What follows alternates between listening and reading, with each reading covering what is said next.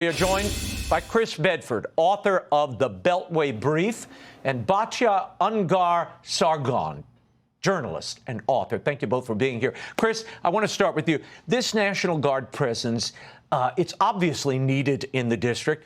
I know there are some that say, no, the statistics show otherwise.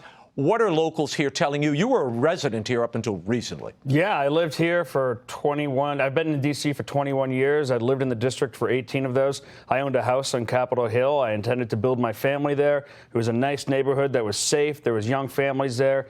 The Knights of Columbus and I were trying to reopen our Catholic school that had been shuttered when it was a really depressed area.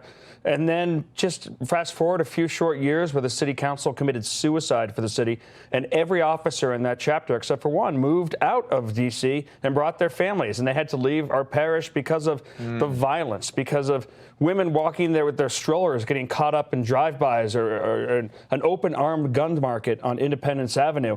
So the National Guard are great to see down there at Union Station, but more importantly are the jump-out boys who are rolling around D.C., the federal agents getting in a car, busting obvious criminal gangs. I mean, the weird thing is in D.C. they've made it. The city council's made it so that 24-year-olds are treated like juveniles. Yeah. I had friends who were 24, had been out of the Marine Corps with 2 combat tours by the time they were 24 for years.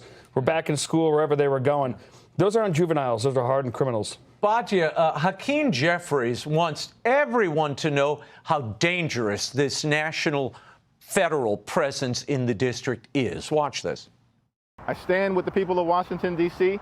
I stand with Mayor Bowser, and we are strongly supporting their efforts to stop this scheme to take over the police department in the District of Columbia, which is nothing more than an illegitimate power grab.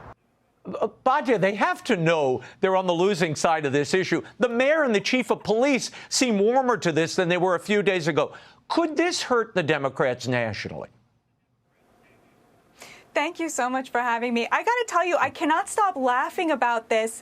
Like, why the Democrats would want safe streets to be branded as a right-wing concern is like totally beyond me. It's kind of like when that whole campaign against Sydney Sweeney happened. Do they really want like liking hot people to be considered like a right-wing thing? It's so bizarre, and nobody is doing this to them. No one is forcing the Democrats to fight ICE and side with illegal criminals. No one is forcing them to side with the criminals in D.C. They are doing it to themselves. They are lining up to congratulate Mamdani, who wants New York City to look like D.C. prior to Trump coming in. And it's just so mystifying. Of course they're going to pay a price for this, because as Fox News has been on this all week, the residents of D.C. love this. They are longing for this. Who doesn't want their child to have a safe street to walk down?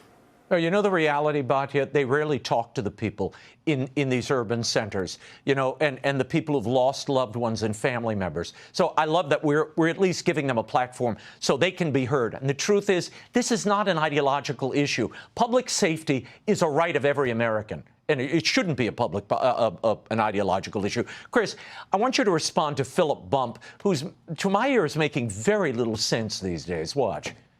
Is it the case that there's crime in Washington, D.C. and worse than other places in the country? Certainly, that is true. But it is also the case that this is something that the federal government has sort of let slide for years, if not decades, under administrations of both parties, and that there is a way to approach this that doesn't involve this sort of intentional deployment of federal troops in a way that is probably, to some extent, meant to antagonize the very blue city of Washington, D.C. that voted very heavily against Donald Trump. Chris, it's a fact. Kamala Harris received more than 90% of the vote in D.C. But why would Trump be antagonizing D.C. residents? It seems to me he's antagonizing criminals. Yeah, we were down in 8th Street today with our reporters, and you heard from the white liberals a lot of rage about fascism and this and that. But from a lot of the residents, especially in the poorer neighborhoods of D.C., which are predominantly black, there was some people who were unabashedly for this. All they wanted was safety. And other people who said, listen, I don't care about the politics this way or that way, but if this makes it safe for my kids, for me to go to work, for me to be able to get down these streets that have been turned over to the law of criminals, then I'm happy and I'm in favor. Batya, you're a New Yorker. President Trump is considering deploying federal troops to New York, Chicago, L.A., Should he? I mean, it's a different situation from D.C. D.C. is a federal district. He has, great latitude there. These other municipalities, he doesn't. But we saw him deploy them in L.A. for a limited time.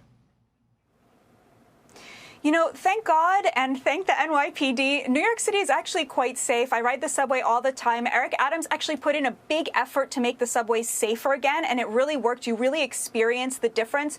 So I'm not sure that we need it here, but certainly Chicago, my God, south side of Chicago, the life expectancy of a young black kid on the south side of Chicago, it's something close to like the Congo. It is utterly unacceptable. And why the Democrats are just okay sentencing these kids to live like this is like utterly beyond me. So I say wherever local municipalities are refusing to protect the lives of children, the president should do whatever he can legally to do that.